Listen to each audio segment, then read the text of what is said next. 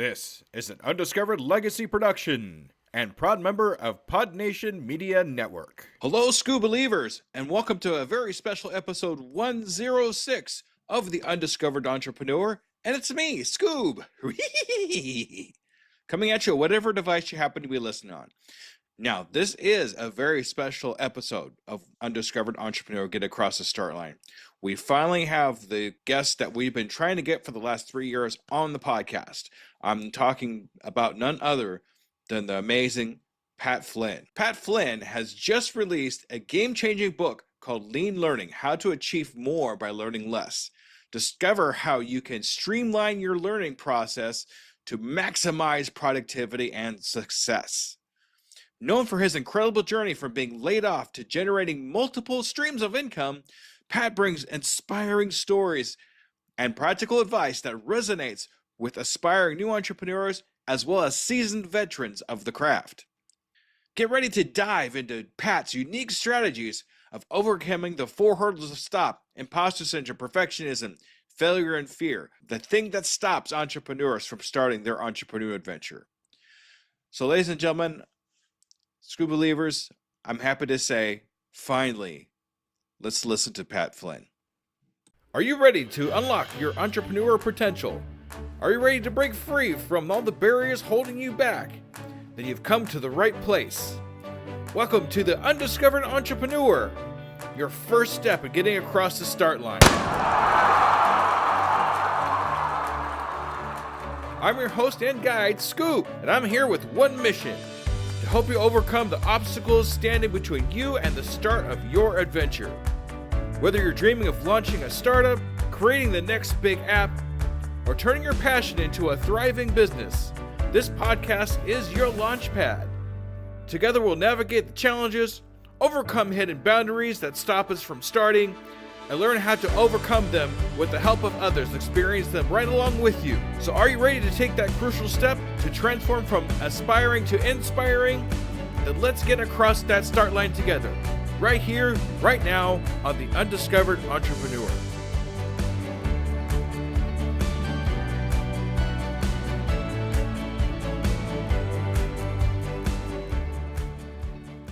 Salutations, Scoo Believers, and we are here again with another amazing entrepreneur, but we are not talking just any entrepreneur. We're talking about the entrepreneur that we've been trying to get on our podcast for the last 3 years.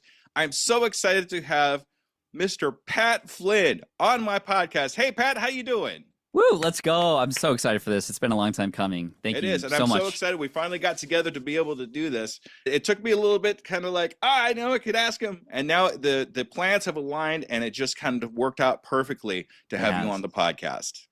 It has. I'm really excited, and I know we got a lot of overlap in terms of our audiences, so hopefully I can bring the goods for everybody listening and all the other Scoo Believers out there. All right. And speaking of that, I do have a kind of a semi-serious question to ask you. Okay, what is it? All right, here we go. Are you a Scoo Believer? I'm a Scoo Believer. Let's go. All right. Yes. Let's go. Pat Flynn is a Scoo Believer, ladies and gentlemen. It finally happened. All right. So right here up front, I'd like to kind of get, now, if you've been living under a rock for the last 14 years, you probably don't know exactly who Pat Flynn is. So I know that most of my audience know who you are because I constantly talk about you in my podcast. But for that 1 or 2% of people that might not know who you are, can you kind of tell me who you are, what your entrepreneur adventure is, and how you got to start across the start line in your entrepreneur adventure? Yeah, I mean, I feel like my entrepreneurial adventure is sort of like an anime, a very long-running anime, like the One Piece or something. But within that, there are many different adventures, different places we go to, different challenges and dragons that I've had to slay over time. So I'm excited to dive into a lot of those sort of arcs, if you'll call them that. But my first arc really started after getting laid off from my architecture job. This was back in 2008. I was set on a life plan to become an architect and start my own firm and just retire and enjoy life. And in 2008, with the Great Recession, I got laid off. And it was the worst thing that could ever happen to me, especially 2 months after proposing to my girlfriend. And then later finding out that I'm not going to make any money and I had to move back in with my parents. So life was kind of going the opposite direction. And that's when I discovered a podcast. In fact, this is why podcasts are so meaningful to me, and why I started one myself later, was because one changed my life. And that podcast was called Internet Business Mastery. Now, there were a lot of people talking about how to make money online back then, but all of them were basically saying, we have the secrets to riches, but you have to pay us a lot of money first before you get access to that info. These guys were just giving it all away for free. And that's where I learned a lot of what I do, which is to serve first and to kind of give away all that information and then build that community on top of that, which is exactly what they did and what I became a part of. Because long story short, I started a business, thanks to them, helping people pass an exam called the LEED exam. This is a very particular exam in the architecture space.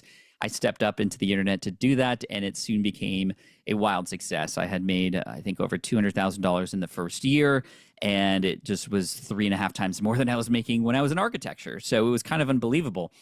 And at that time, a lot of people, especially my old architecture friends, were just asking me every day, how did you do that? Can you show me? Can you teach me? And I said, I don't know. It just kind of happened as it happened. And I was just learning as I went. And he's like, well, just share. They were just share everything.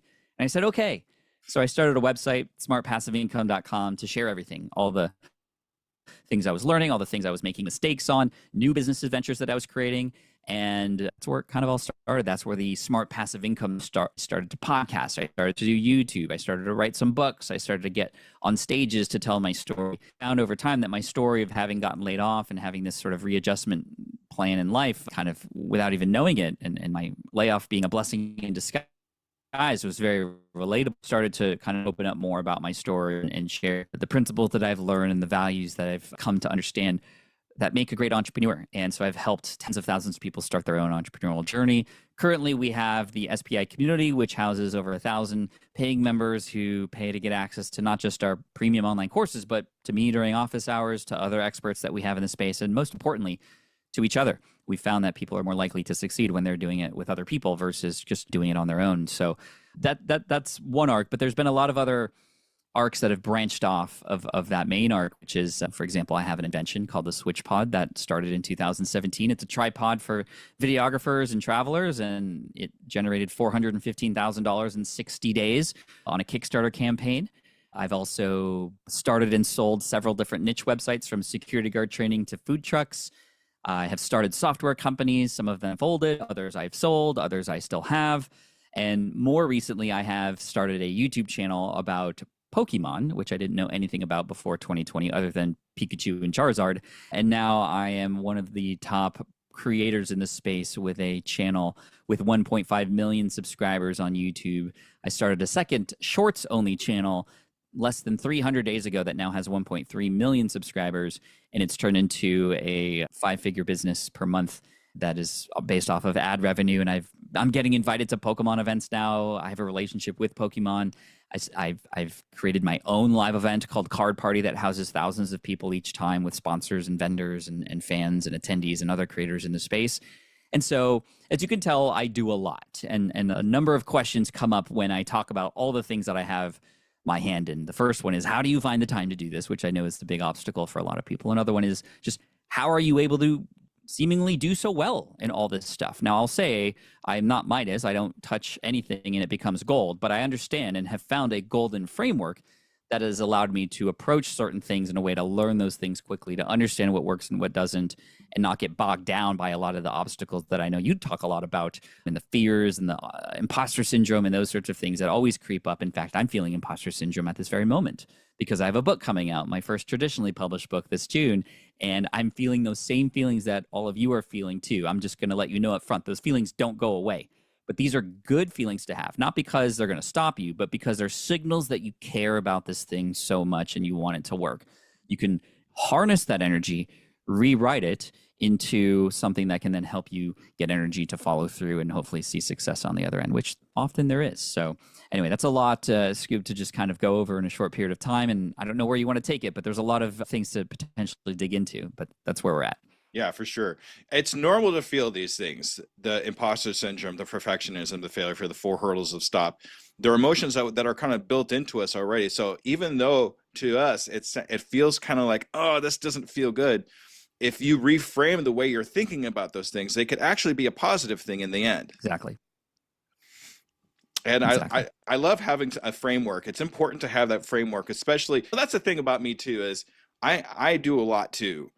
but being able to set the boundaries to be able to do those many different types of things is how I kind of do that. Do you kind of do the same thing? Correct. In fact, I have several boundary related things that I talk about in the book, and just I've taught in life before. I'm teaching this to my kids, for example. One strategy that you may have heard when starting something is this thing called the one thing. Only focus on one thing. There's books written about it, and it makes sense. When you focus all your energy on one thing, it has a better chance to grow. However, the roadblock and obstacle that I come across, and I know many of likely your listeners come across as well, is we are not built to just focus on one thing. We have so much creative itch out there that we want to scratch that it just almost feels impossible to just, it almost feels like a letdown to just choose one thing. So how do we do multiple things, but do them in a smart way with boundaries and other things? Well, I have created this thing called the 20% itch rule, which means allowing yourself 20% of your time to play, to be creative, to try something new, to allow for failure to happen without worry, because you have the other 80% of things that you are doing, that you're responsible for, that you have already committed and said yes to. And that way I can have some time to play and be creative and scratch that itch whilst still being sure that these other things that I'm focusing are working. Now, the other thing about this, especially if you're just starting out, is you're listening to all the things that I'm doing. I'm not doing them all at the same time. This is a progressive effort. This is one thing that I learn, understand, and then either automate or put aside, and then or put team into, or have tools make a little easier to do, and I get time back that I can then put into something else. And that's how it's always been. So it's kind of like a one thing at a time, but not just one thing always forever, which kind of holds people back. You don't want to necessarily pigeonhole yourself and remove that creativity, because that's often the parts that make you happy. Even if you were to fail, truthfully though, there is no failure if you are trying and you keep going, because true failure is giving up. You're still learning as you go, and those skills that you learn can stack on the things that you've already said yes to and are doing.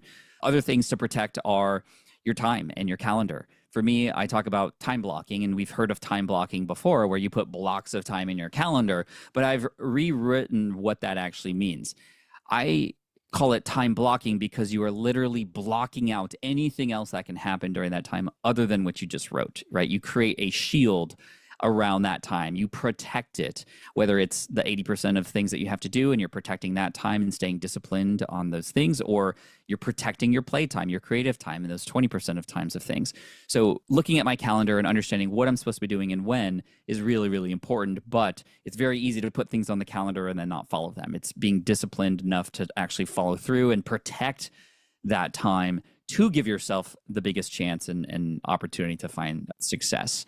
The other thing I found, especially as somebody who had built my business in a one-bedroom apartment, was to have a physical space that is where you do your work. I found that when I try to be on my laptop on the couch and somebody's watching TV next to me, but I'm trying to get work done, it's just very, very difficult to focus. Rather, when I have a physical space, like in my one apartment bedroom, it was the kitchen table. That was my signal to when I sit down there, I'm getting stuff done. It was also a signal to other people around me that I was in work mode. Now I have a door, thankfully, that I can walk into. But then mentally, either way, it is where you sit down and know that you are in this mode versus, and the opposite side of this is when you get up or get out of that room, you can now be fully in tune with where you're supposed to be then. For me, it's my family. I used to blend the two, and it just did not work out really well. I used to have conversations with my wife and my kids, but still be in business mode and just not fully present with either one of those things. So I found that by compartmentalizing what I do and when, it's just made for so many more better results, getting into flow state much easier, and seeing ideally a better bottom line as a result in the end. I had to do something really similar when I first started out, because I'm in a studio here, but I got some boxes and I surrounded myself with these boxes, and that was my space. It was kind of weird at first. I was like, what am I really doing here? But at the same time, I felt when I sat down in those boxes, I was behind the box. This is the time where I sit down and do my podcasting, do my interviews, do my editing and all that stuff. So having a space for yourself to get into that zone, whatever that zone might be, whatever that zone of genius might be, is a good way to be able to keep things separated like that. For sure. For sure. I mean, there's so many things related to that we could talk about, but I know that there's a lot of other components of how I've been able to do what I do, right? So we talked about the 20% itch rule. The other thing, and this is really what the thesis of lean learning is, it's just there's too much information out there now. Back in the day, information was the thing that was valuable because we didn't all have access to it. If you had an Encyclopedia Britannica, you were considered higher class because you bought information that not other people had. Now we all have information just right on our phones, and we all have access to the same stuff. And if access to the information were the key, then we'd all be where we want to be, but we're not, right? So we are, in fact, at a buffet line of information now, and we're filling our plates so high. We are almost built as humans to hoard information like it's food, because we don't feel like we might come across that again, although we know now that's not true, although we're still in the behavior of overconsumption. I remember at one point, I don't know about you, Scoop, but I was subscribed to, I think, like 25 different podcast episodes. It's like, what am I going to do with that? I'm just going to listen all day and do nothing. We are over subscribing, over learning, and we need to discover the distinction between just in case information and just in time information. Just in case information is the hoarding. It's I'm going to learn this, and I'm going to review this, and I'm going to check this out just in case I might need that later. And in many cases, you're only going to need 1% of that. In fact, a lot of times when you start something, especially for those of you who are starting businesses, you are inclined to want to know everything that you're about to get into. You're going to want to learn all the information. But when you do that, you get overwhelmed, you get confused, and in most cases, you talk yourself out of those things because it's scary and overwhelming, versus knowing where you want to go, yes, but what is your next step? And with that next step and that next step only, what do you need to learn to do that next step well and do it right? So case in point, when I was writing my study guide for my architecture website, right, I started to learn about all the different things I was eventually going to need. I needed to know how to format the book. I knew about writing books, but I didn't know like formatting it. I didn't know how to turn it into something that could be a deliverable for people. I didn't know what to price it. I didn't know what mechanisms I was going to use to capture money and then deliver that ebook. And I didn't know anything other than I just know that none of that's going to happen unless I don't write this book. Or unless I write this book. So let me just focus on that. So nothing else mattered at the time. And I said, okay, how can I write the best study guide? So I went into Word and I just started to dissect, and I started to go to Barnes and Noble and look at other study guides and see which ones were helpful. Think about other study guides that I've used in the past for other architecture exams and go, this is what I really loved about those. And I incorporated that into designing and creating the best study guide that I could. And then once that was done, a fire lit under me because I had it. I had the thing that I was going to deliver. I just needed to now figure out, well, how was I going to deliver it? And guess what? Those resources on how to understand how to do that were already there. I had them in the connections I had with my mastermind group I was in. There was a lot of information, and way more information now that is available to learn how to do these things, and tools that can make them very easy. But none of that would have been on my plate if I hadn't yet first written the book. Same thing happened with the switch pod in our invention, right? Did I know how to invent something? No, I had never done that before, but I knew that we needed a prototype. So I just cut something out of cardboard and we played with it and cut out other ones that were bigger, smaller, wider, thinner, until we got one that we liked. And then we're like, okay, cool. Well, we need this to function now. So how do we get it to function? What do? We asked around. Oh, you should 3D print this thing. Cool. So we got it 3D printed. And then we said, okay, is this going to work for people? Like, how would we ultimately know if this is a tool they're going to use? Well, let's go to a YouTube event and just hand it to people and literally ask them, what do you like about this? What do you not like about it? And then get information from there. Okay, cool. We have this prototype. We got it done. And okay, cool. How do we pre-sell this thing? I don't know. Kickstarter. Well, how do you use Kickstarter? I don't know. Go to people who've gone to Kickstarter and done well before. Cool. Let's do that. So we studied Kickstarter. We figured out the pricing models and the bonuses for all the different levels. Cool. Launched in February of 2019. And on our first day, we hit our $60,000 goal on our first day in a 60-day promotional period. And then we, again, learned all about the other things, manufacturing, packaging, etc. Stuff that, again, if we just tried to learn all of that up front, we would have never gotten here and not now have a product that is on Amazon selling every single day and generating passive income for us now. So again, just in time information versus just in case information. When a lot of people ask me, Pat, where do you get most of your time back? It's because I'm not learning everything.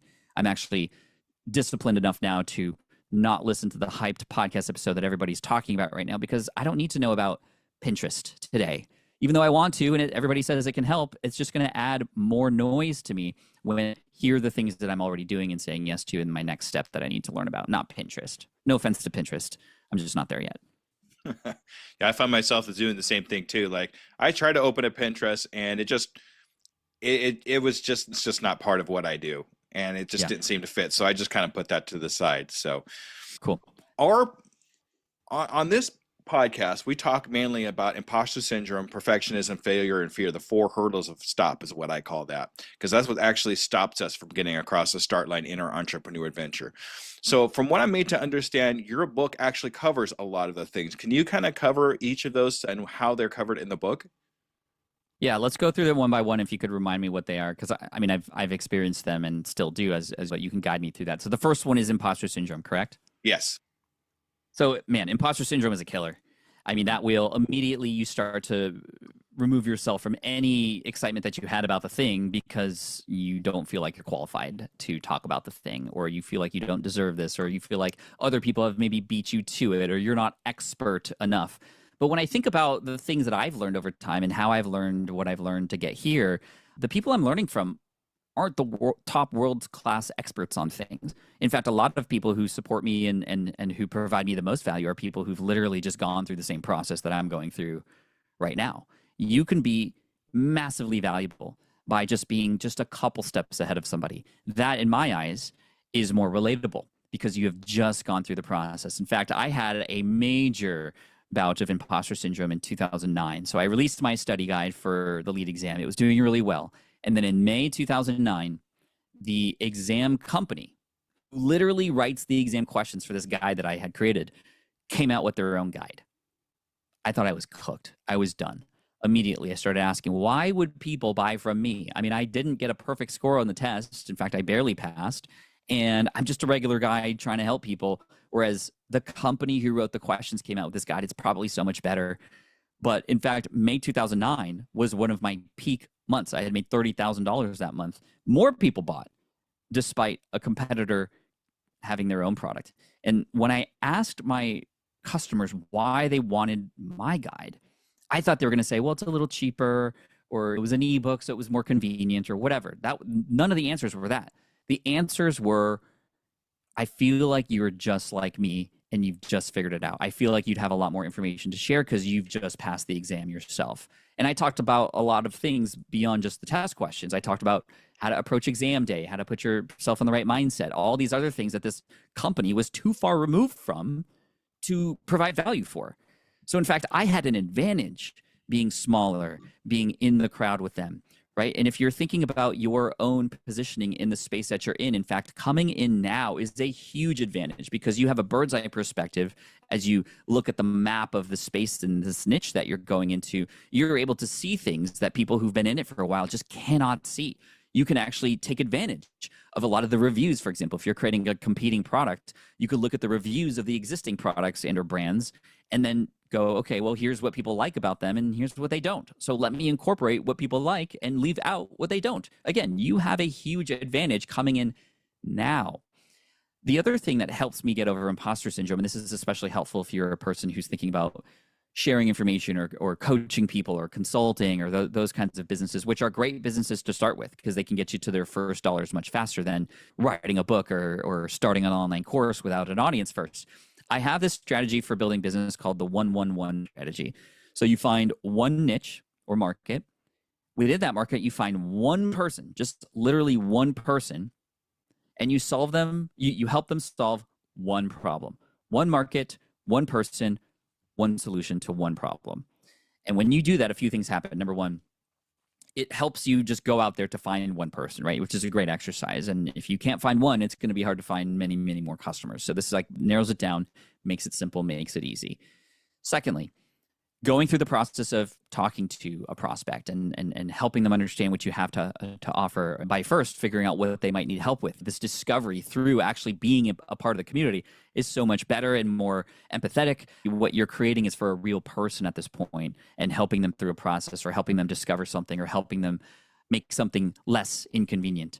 And then finally, when you get that result, something happens. Not only do you have a testimonial now so that when you go out there and you start to amplify this on a platform, for example, you have a real case study that you can kind of use in support, but you unlock that part of your brain that says, can I even do this?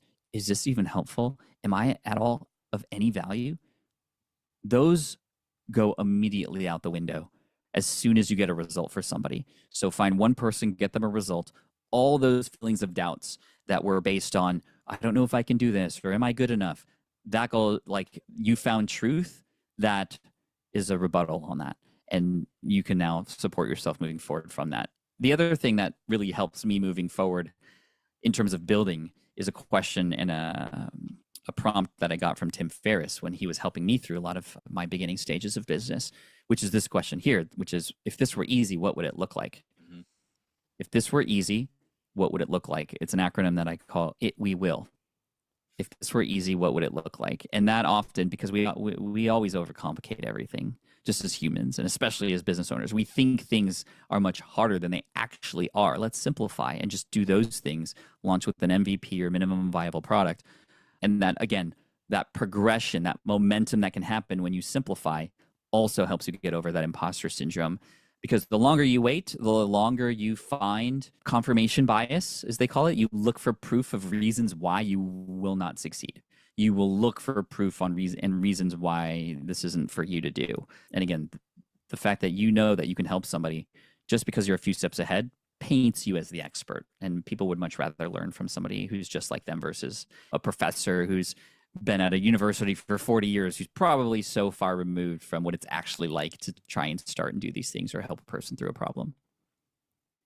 Exactly. It's not so much of knowing all the answers, but knowing that you have the experience to be able to do what you do, because you've been there already, and you're not so far out that you're not like you said, you're so far removed from the area that you're not going to be able to be reached by anybody. But if you're only Right. 1 or 2 steps ahead, you could look back and say, oh yeah, I remember that. This is what I did then.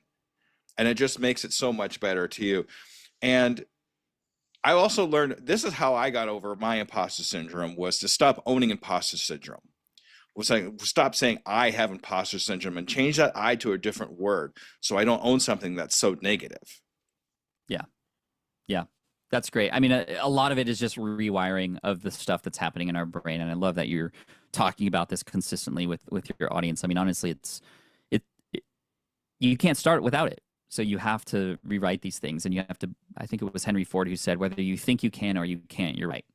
So how you think about the things that you're doing is really going to help you determine one way or another how things are going to work out. So, I mean, we could speak, I'm sure, for hours, Scoob, about imposter syndrome, but I'd love to move on to the next thing and kind of uncover some strategies that I've personally used to help through. So which one's the next one? I know fear is there, and what else? We're gonna hit perfectionism here, and that's a big one for a lot of people that I've talked to, and my Scoob believers. They wait for the perfect time, or the product has to be perfect. I mean, what do you think of that? I've learned that that's just an excuse, right? It's what we say to make us feel better about waiting to do something, because we say, oh, we want it to be perfect, when in fact you're just kind of more scared to put it out there. And you use the idea that, well, it's not right yet, or it's not the right time, to just continue to delay and delay and delay. Imagine you are on a boat and somebody falls over and they're drowning in the ocean right in front of you. And you have a lifeline. You have the sort of little circle thing that's right there next to you. And you see this person drowning. What do? Do you say, I've never thrown one of these before. Like, what if I don't throw it in the right place?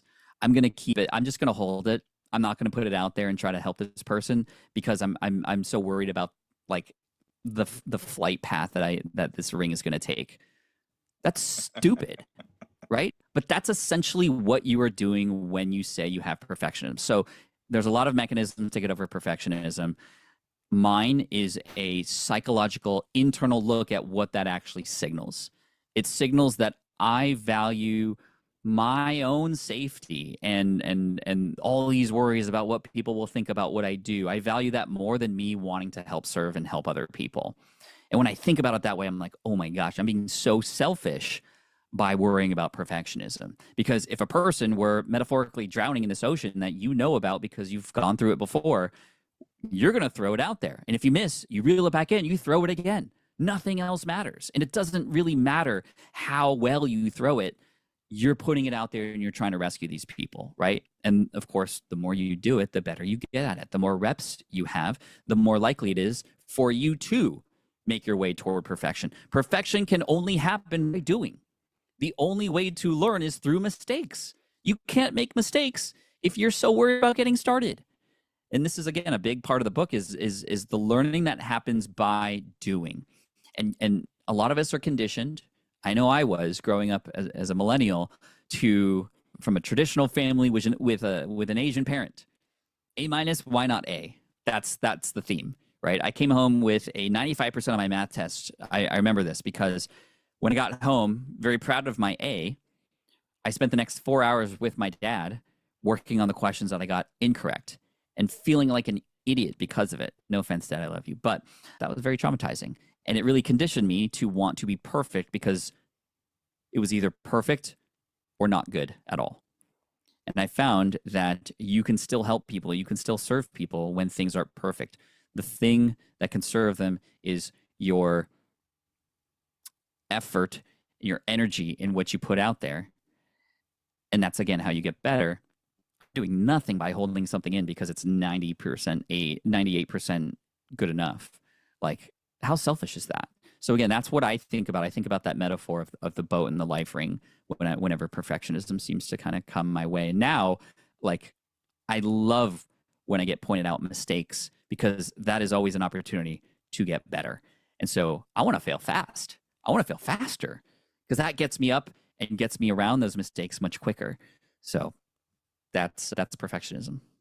Yeah, I almost look forward to people saying, hey, I see this little problem that you have here, maybe this and that kind of thing. Because I want to have first of all, I want to have that feedback so I can make myself better. Yeah, somebody cares enough to want to make your stuff better. That is huge, right? Yeah, absolutely. And the thing is too, it's funny you kind of put it that way too, because when I interviewed John Lee Dumas on my podcast, he said, if you're waiting for perfectionism, you're basically being a coward. You're not really kind of putting yourself out there because you don't want to, because you're hiding behind perfectionism. Yeah. He and I think quite alike.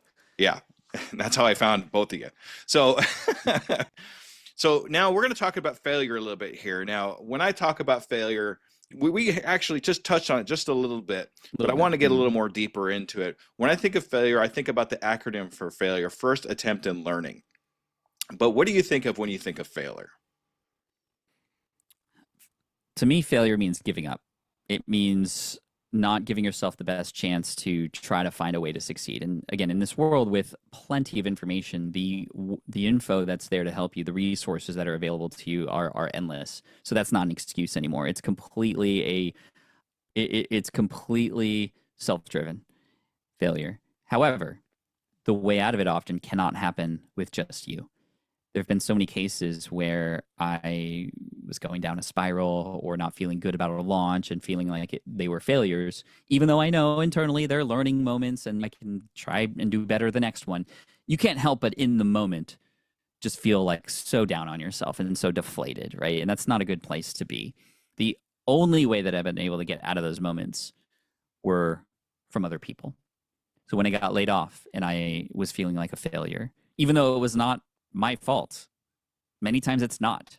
But how you perceive these things and the story that you write about the circumstances have you determining whether or not like it is actually on you or not. And oftentimes we do make it about us. So I thought because I got laid off, I was a failure, even though it was completely the economy and they held me on as long as they could. And I had just recently gotten promoted to, yet I still went down that rabbit hole and I fell into a state of depression.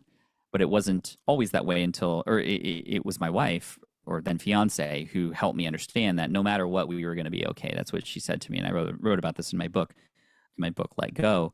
Knowing that she was going to be there and I wasn't going to be alone was huge. And so if you're feeling like a failure, finding a community where you can openly share this and know that you're not going to get criticized for it, but rather just have some support of some kind. There's different kinds of support. I talk about this in Lean Learning. There's this sort of emotional support like I was getting from my fiance at the time. That's really important to have, and those people around you. If you find that you have people around you that are championing you and what you do, and they might not understand exactly what you're trying to do, but they're there for you no matter what, like please like lean into those relationships and cherish them. Those are golden and they can help you as you start to spiral down, get back up to where you need to be. So I found that in my wife. There's also the support that can come from colleagues and peers, right? The other people that you surround yourself with. And for me, it was mastermind groups and the masterminds that I continue to be a part of. I'm currently a part of 2 that have been meeting consistently every week for each over a decade, the same group of people. And they often know me better than I know myself sometimes. They can see things because oftentimes, as they say, you can't read the label when you are inside the bottle. So you have to have these outside perspectives. And they've given me a lot of great strategic advice for business. They've helped me title some of my books. And they've also helped me stop myself from crashing out when I've fallen into a trap or had failed, quote unquote, on something. They've always helped me just morally come back because they understand, right? They got it. They also often share that they have done the same things too. And when you're in a failure moment, it's important to understand that you're not the first person to do that. You know, that people have done it before, and it's up to you whether or not you want to go down this path like other people have, which is like you give up and you just move on, or you go back and you go back even stronger, right? You get up and you brush yourself off and you go at it even harder. The other kind of championing that is very important is the sort of more mentorship approach, right? So you have your emotional support from friends and family, you have your peer and colleague support from people who kind of get what you're doing, but then you have your mentor support from people who now hold you accountable, right? And I remember at one point I had a friend, he's still a friend, but he's moved on from business, but he was able to help me through a very dark time. And he was able to do that as a mentor, somebody who I trusted, who I've been working with, who knew me again better than often I knew myself. And he told me that this was at a point where there was a hater who was sharing a lot of misinformation about me on the internet, and I was falling into a deep hole. In fact, I stopped publishing for about a month as a result of this because I just was not able to take it. And he came back and said, Pat, I know you. I know this is eating you up on the inside, but I also know how to get you out of this. And I'm going to tell you this right now. And this is what he said. He said, Pat, for every second you waste thinking about this hater and troll, you're taking a second away from those who are waiting to hear from you, who love you, who are looking to get your support. And it was at that very moment, because he knew me the way we've been talking for months, I was able to snap out of it and get out of that failure doom spiral and get back into it and get back into it with courage and with excitement and knowing, again, I had the support from people around me. So that is how I've found my way through a lot of failure. Learning that failing is just a little bump in the road that you can then learn from. That ultimate failure is the giving up. And then that moral and emotional and strategical support on the opposite end of that is really key too. Fantastic. All great information. Yeah, it really does boil down to the people that we surround ourselves with, and how much support we get from them is what really picks us up at the very end. Exactly. All right. So we're going to go now. This is the thing about failure and fear, because they always seem to kind of coincide with each other. So fear, I always say, my brain stopped. I was doing so well. Okay. Yay, editing. Okay. False evidence appearing real. I've come across that over and over again. I kind of talk about that a lot, and how things that appear to be scary aren't really scary. It's just in our head. We got to get to the other side of that fear to be able to progress and find out what's on the other side of that fear. Yep. But we also fear failure. So that's kind of how they kind of go together. What do you think about that? Yeah, fear is something I've studied because I felt a lot of it. Every time I wanted to up-level myself in business and get to that next sort of rung on the ladder, I've always felt a sense of fear. And I was always curious about where that came from. And some of it was a fear of failure and a fear of public shame, if you will, because I publicly share a lot of the stuff that I do. But I've realized that that's not true, because every time I publicly shared a failure, it's become a massive success in terms of the vulnerability, making a connection with people and people trusting me more as a result of that. So I found proof that my fear was untrue. And that's a very important thing to understand, is like finding the truth in that fear can help you unlock that fear and kind of flip it on its head. And what I've learned about fear, I don't know if this is true or not, because I've heard multiple takes on it, but this idea that we're only born with like two real fears. The fear of falling, which you can tell because if you take a baby and you like are holding it and cradling it, and then you kind of do a little, and you kind of pretend to fall with it, its arms will kind of jet out to protect itself. It's like an innate ability for a baby to stop itself from falling. And it's just like a natural thing that we have. So we have this fear of falling and a fear of snakes, apparently. Indiana Jones will definitely +1 that. But all other fears that we have, like fear of public speaking, fear of failing at business, fear of success, these are all kind of fears that we kind of learn as we grow. because of societal pressures, because of parental pressures, because of pressures that we put on ourselves, because of status, because of who else we're seeing out there and all these things and what they mean. And so I found that really interesting because it means like, okay, if I have learned my way into this fear, I can learn my way out of them, right? It's not just like built into me. I can deal with it. So that's very important to know. A person had helped me once through the fear of public speaking by revealing that the same parts of the brain light up when you are fearful and when you are excited. And it's like you said, Scoob, it's what you make of that becomes true. So if you are firing your brain about something, it could be either fear or excitement. And somebody had told me, like, Pat, you're about to go on stage, like you look like you're going to throw up. And I was like, yeah, I usually look like I'm about to throw up before I go on stage. Even though I love it, even though I enjoy it, I still fear it. However, he was able to rewrite what that meant to me because he said, well, imagine you were Oprah. And there was a very famous segment of Oprah when she was giving away a car to everybody in the audience. You might remember that, right? You get a car, you get a car, you get a car. And he said, imagine what she was feeling before she knew she was going to get on stage and just give everybody a car. Do you think she was fearful of that? Or do you think she was excited about that? And I was probably, oh my gosh, like I can only imagine the excitement because of what you were going to give to people. And he's like, I want you to understand that what you are about to share on stage to the audience that's here, it's like a brand new car.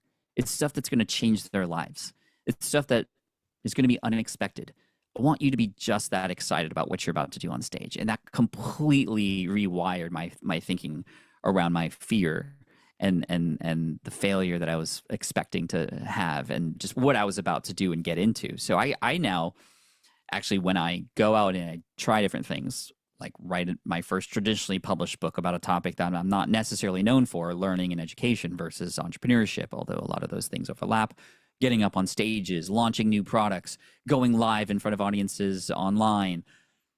If I'm not feeling a little bit of quote unquote fear, which then of course I rewrite to excitement, then I'm not pushing myself hard enough.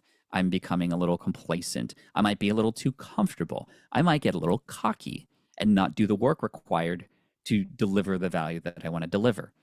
So now I actually gravitate toward those feelings of fear/excitement, knowing that often that's right before something amazing can happen, whether it's getting up on stage and delivering a life-changing keynote or getting a book into people's hands that I think is going to change the world and impact their lives. Or like when we had kids, like that was like, I'd never held a kid before my own. I was deathly afraid, yet it has become the most beautiful thing. And now my son's 15 and going to drive soon, which is insane. But, you know, all that to say, like, it's about how you react to these feelings and the things that you're telling yourself about what's going on. And that was a big one for me. It's not fear, it's excitement. And if you didn't accept excitement, then that's when you should worry more. That's kind of when you know you're going the right direction, is when you have those butterflies in your stomach and your chest.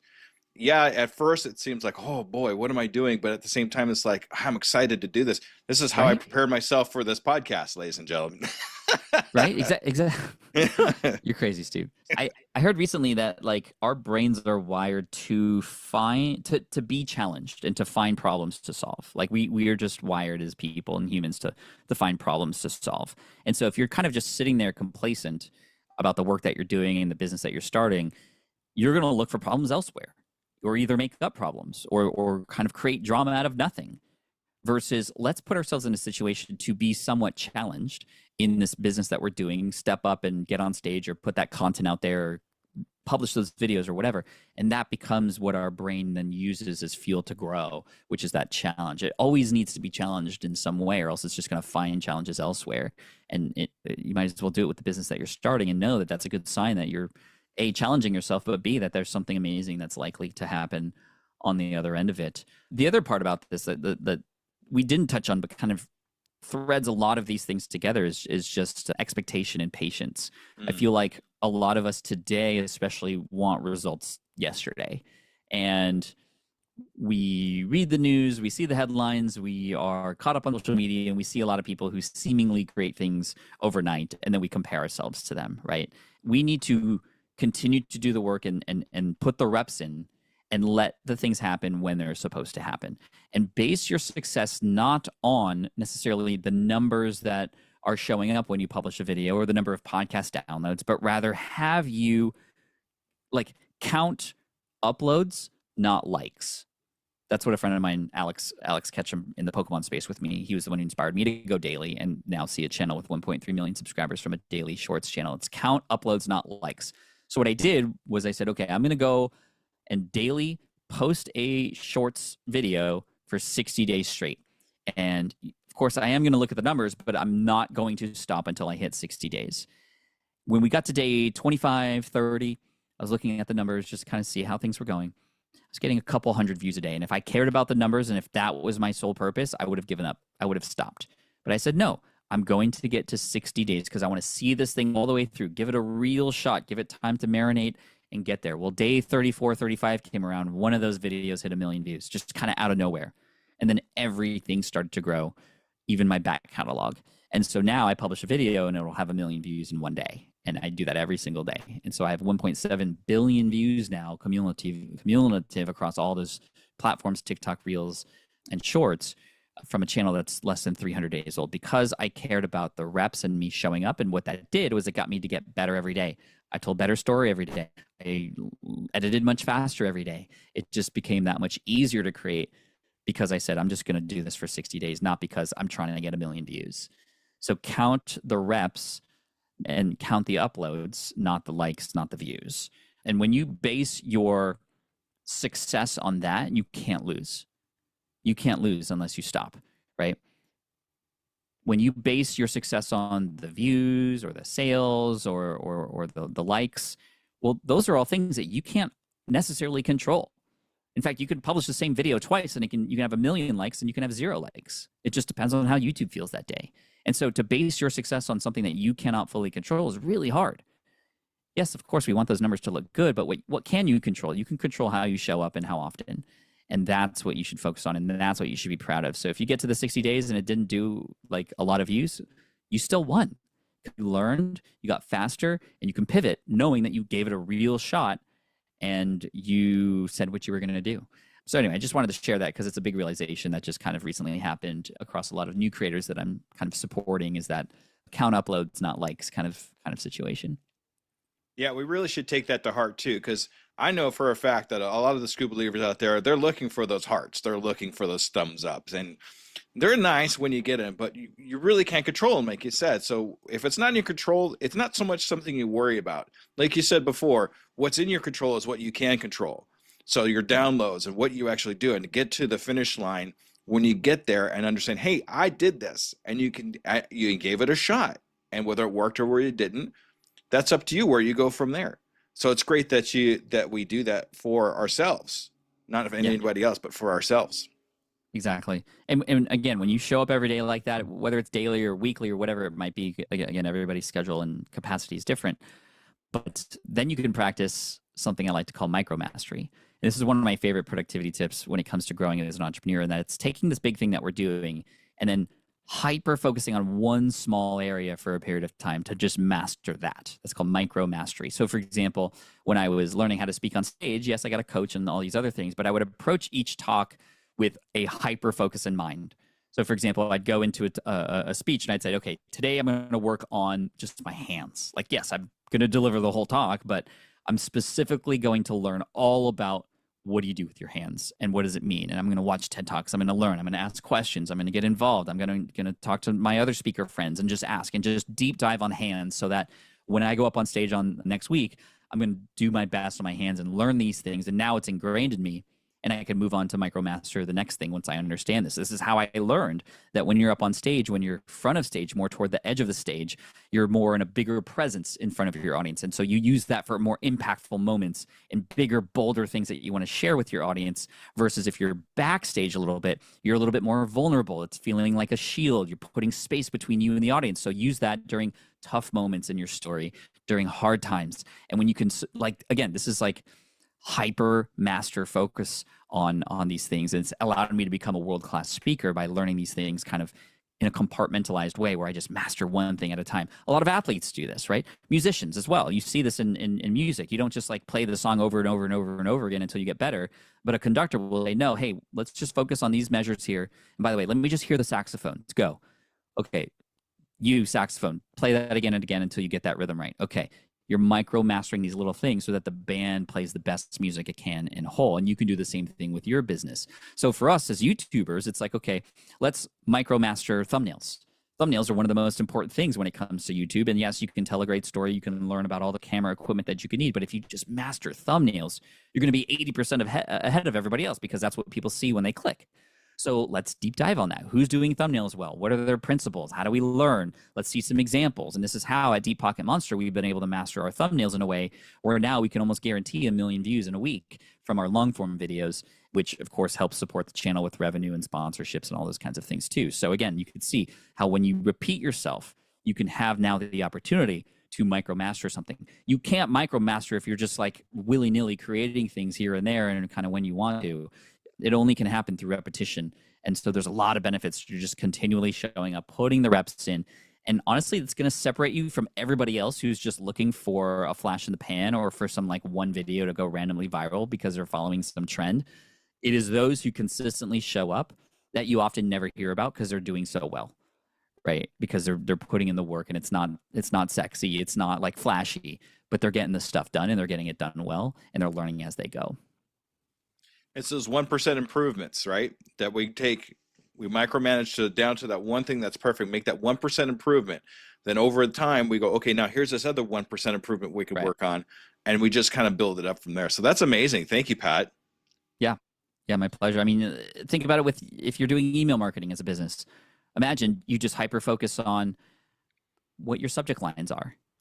Everything else downstream is going to be so much better. And then from there, after micromastering that, you micromaster your conversions from people reading those emails to now clicking over to your sales page or your product.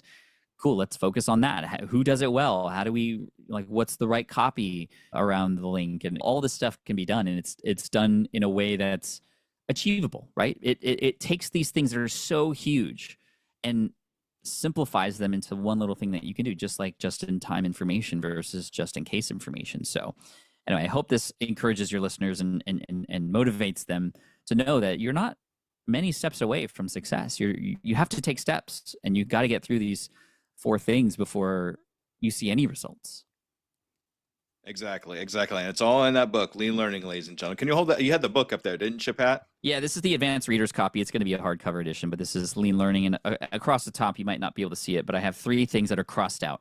Number 1, learn everything. Number 2, get overwhelmed. Number 3, give up. No, that's all crossed out. Lean Learning, how to achieve more by, in fact, learning less. There you go. That's awesome. Hey, so Pat, I like to do this with all my guests. And this is kind of a tradition here on the podcast. In 6 months, where do you see you and your company and everything you're happening with? What is your 6-month goal for yourself, Pat? So 6 months from now, it'll be March, April, May, June, July. The book will have been out for a month at this point. I will have already celebrated the fact that it is a New York Times bestseller. I am really hoping for that. If it doesn't, that's okay. But again, I'm shooting there. But I'm putting in the reps. Right, I'm doing the work, and I'm showing up daily. I'm showing up on shows like yours, and again, thank you so much for the opportunity to then allow for that to happen. Again, if it doesn't, that's okay. We're learning as we go, but it's not like I'm just writing this to be a New York Times bestseller. I'm doing the work and putting the reps in. So I will have hopefully been able to celebrate that and see that a lot of people have already gotten a lot of value from the book. The book itself is also becoming a lead magnet for our community and introducing more people to smart passive income. So we see an influx of people who are getting excited about learning entrepreneurship and things like podcasting and YouTube and course creation and such, which we teach in the SPI community. And then I'm also on a Disney cruise with my family mid-July to just celebrate the mid-year, kids finishing school, son going into 10th grade, daughter going to 7th after that. We've all had a busy first half a year. And, what I like to do in terms of my work and balance, I always know that there's no such thing as perfect balance in an entrepreneurial family, but it's about the idea of balancing, knowing that, yeah, for a time period, it's going to be super imbalanced, but that's okay. We all know it's happening. It's not out of nowhere. And right now we're completely imbalanced as I lean into the Lean Learning launch and some stuff related to some of our events coming up in June. And then rebalancing that on the other side and just like turning it off, going on a 7-day cruise with the family. And so I'm excited to just be with them, to just hang. That's what I'm excited about. And then of course the Pokemon channel, we're hoping to be at 2 million subscribers at that point. And at this current growth rate, it's definitely possible, and hopefully have signed some other bigger sponsors on board on that. And we have a lot of fun things planned that I'm not able to share yet, but most of all, I'm just trying to find the fun in all of it, right? It's a lot. It's compartmentalized, so I'm able to sort of manage it all. I do have some good people behind me, and of course the support systems, as we spoke about earlier, the champions in my life that have been able to support me through a lot of this stuff. But most of all, I just try to find the fun. And I think that when, especially as a creator, when you are having fun with the things that you're creating, your audience is going to be more likely to respond in a fun way. They're going to have fun with you. So I like to call myself the Pat of all trades, master of fun, because I always try to find the fun in everything that I do. And I'm having such a good time learning about traditional publishing in a very lean learning fashion. I've never done it before. And here I am learning, and I have the benefit of being able to report a lot of what I'm learning as I go to help other creators who want to follow the same path. Because I feel like I'm, in a way, the guy in the jungle with the machete, kind of carving new paths for everybody. And yeah, I'm going to get nicked up a little bit. I might find a tiger that I try to fight off and fend off every once in a while. But for the people behind me, I want to make it safer for them. And that's what I do with the work that I do, the books that I publish, the videos that I create, and the guest spots that I have on podcasts like this one. So again, thank you for the opportunity. Absolutely. All right, Pat. So what I'd like to do with you, if it's okay, is in 6 months, I'd actually like to follow up with you on another interview just like this one, and see if you've reached those goals. Let's see if that book hit the New York bestseller. Let's hear about the 2 million subs. And I'd really love to hear about that trip with your family on the Disney cruise, because that sounds amazing. It's going to be fun. Although the last time we were on the cruise, which is several years ago, the kids were young enough to go into the kiddie area and kind of be entertained that way. They're a little bit too old for that now, so I don't know if they're going to actually enjoy it as much as they had before. But I don't know how cool the teen area in the boat's going to be. But anyway, would love to follow up with you and everybody else and kind of report back on how things went. Fantastic. All right, Pat, this is your time to shine. This is the time I want you to advertise yourself. How do we get a hold of you and all that good stuff? Okay, ready, set, go. Thank you. You can find me at Pat Flynn on most channels. And I would, if I had one ask, it would be go to leanlearningbook.com. You'll see some bonuses there depending on when you're listening to this to support the book. And if I can come back in 6 months and say it is a New York Times bestseller, I'd love to come back and also thank your audience for being a part of that and helping to support that journey. So again, leanlearningbook.com. It comes with a free companion course, which has worked really well for our other books, where you can go online and kind of read the chapters while also getting access to all the information and resources as you go along, and some stuff to kind of help guide you along the way too. So leanlearningbook.com, learning how to achieve more by learning less. All right, Pat. Thank you. So what I'm going to do here at the very end, first of all, I want to publicly thank you for showing me the way to podcasting, to entrepreneurship. Earlier in the podcast, you said it was a podcast that changed your life. This was the podcast that changed my life, was Smart Passive Income, listening to everything that you've done. And I just want to publicly say thank you so much for everything, Pat. You've been amazing to me. You've been amazing to all the Scuba Believers that I've talked to you about and everybody that follows you. So thank you, thank you, thank you. Hey, thank you for that. I do what I do to hear that kind of message. So thank you so much. Yeah, me too. Hopefully somebody will say that to me someday.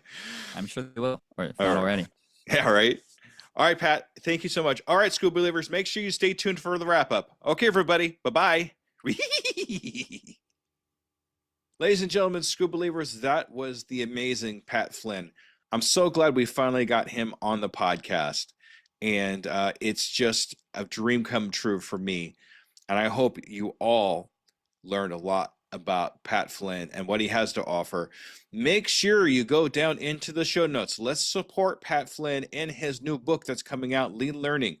I know I'm going to. I've already put in my pre-order for this amazing book. I know we're going to get a lot out of it. But as always, I do have a couple of major takeaways that Pat Flynn did talk about. Simplify and execute. Embrace the concept of lean learning, just like the book, by focusing on just-in-time information rather than overwhelming yourself with just-in-case knowledge. This approach helps you act swiftly and learn effectively without getting bogged down by the abundance of information. Embrace micro mastery. Break down larger tasks into smaller manageable parts and master each one individually, the 1% difference that you can make. This process not only enhances your skill, but also leads to consistent, incremental progress without pressure of perfectionism. Thank you so much, Pat Flynn, for being on my podcast. And I really hope we all have a great adventure. Just so you know, now that Pat Flynn has been on my podcast, a little extra here for you. I now have 2 new entrepreneurs that I have my sights set on to get onto my podcast. One of them being Amy Porterfield. I've been listening to Amy Porterfield for quite some time. She has a lot to offer us as far as the 4 hurdles of stop and the experiences that she's had with them that she talks about constantly on her podcast. So I'd really like to have her on. The other one, this is a big one for me, Mel Robbins. Now, Mel Robbins wrote a book called The Let Them Theory. I've read this book so many times up to this point, and it's inspired me a lot to be able to let a lot of things go that used to bother me. She has some fantastic insights on perfectionism and on imposter syndrome. So we're going to have these 2 amazing entrepreneurs on our podcast real soon. So make sure you stay tuned for that. All right, everybody, thank you so much for another amazing episode of the Undiscovered Entrepreneur. All right, everybody, thank you. Bye-bye.